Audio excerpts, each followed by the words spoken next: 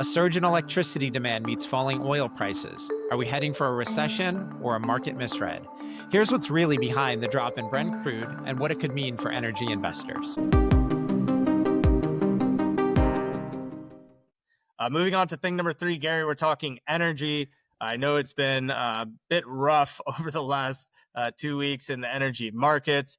We're seeing demand increasing, yet usage projections, oil pricing, both going the opposite direction, the inverse direction. What's going on here is what we're going to clear up. Gary, thing number 3, demand for electricity is ramping up. Projections are declining. Walk us through this.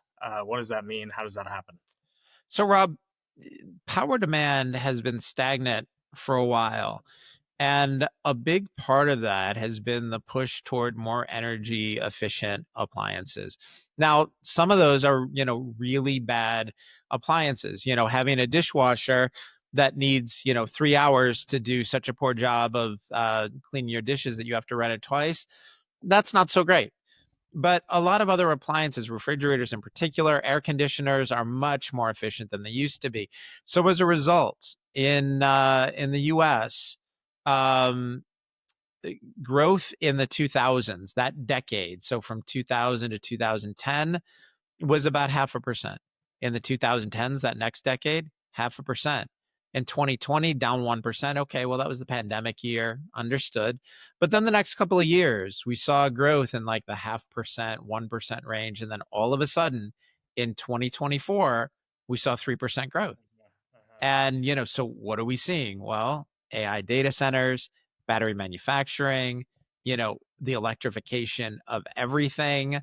And boy, that has changed the energy demand curve. Now, by the way, this is something that we told you was coming. We've been saying for years that demand for energy, for electricity, is going to increase.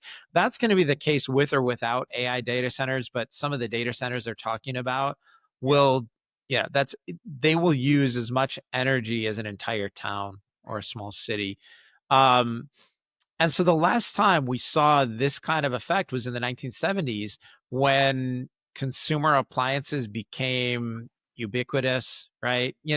At the point when I grew up, not everybody had, things like a dishwasher. Right.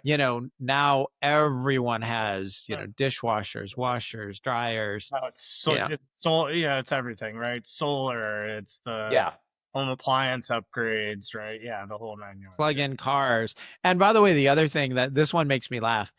So they came out with new restrictions on refrigerators. Hey, your refrigerator has to be more efficient. So what people did was, they had to buy new refrigerators. Well, so what everybody thought they would do is you retire the old inefficient refrigerator and you get a new refrigerator and your energy usage comes down.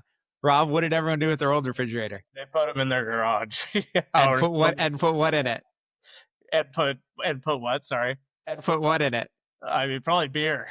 Yeah, exactly. All of a sudden, the whole country learned about the joys of having a beer fridge in the garage. Yep. I do have beer in my fridge in the garage, and meat in the freezer in the garage. So it worked. Yep. But in any case, we are looking at just a huge change in demand here, and I think that trend continues. Yeah. So, Gary, we see demand increase. It's growing for energy, but in the oil side, we're just seeing prices plummet, right? I think Brent crude 81 in January to 64 as of this conversation. So what's going on there? Yeah, actually, you know what, Rob? I'm going to take a look because, here we go. Yeah, down to 64. I wanted to see where it was today. So that's exactly what's happened, right? Brent crude was 81 in January, 64 now. So if energy demand is increasing, why are oil prices plummeting? And the reason for the discrepancy is that electric demand, it's a spot thing, right? People are using energy right now.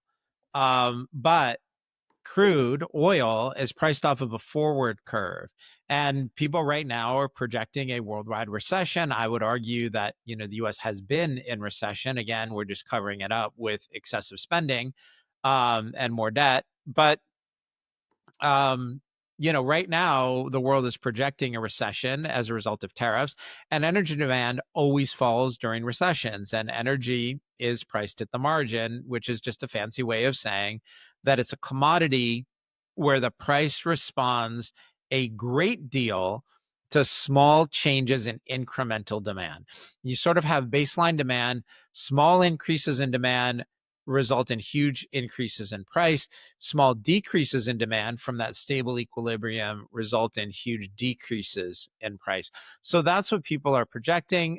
For those of you who find this interesting, if you want to know if we're reducing our energy positions due to this risk, a worldwide recession, or increasing them due to last week's stock price decreases, you're welcome to subscribe. This is something that we talk about on the blog, and, changes in position sizes are, reflected in the portfolio, which is available to subscribers any day they want.